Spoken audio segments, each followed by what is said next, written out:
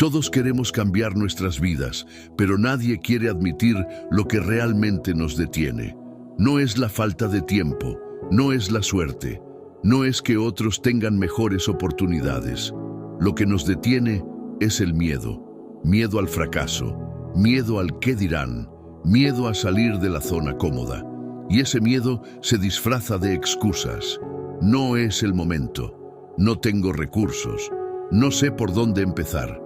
Pero la verdad es que el momento nunca será perfecto. El recurso más valioso no es el dinero, es la voluntad. Y el primer paso no es saber todo, es atreverse a empezar con lo que tienes. Las personas más exitosas no son las que tenían todo resuelto, sino las que decidieron avanzar a pesar del miedo. Ahora dime, ¿qué excusa te has estado contando?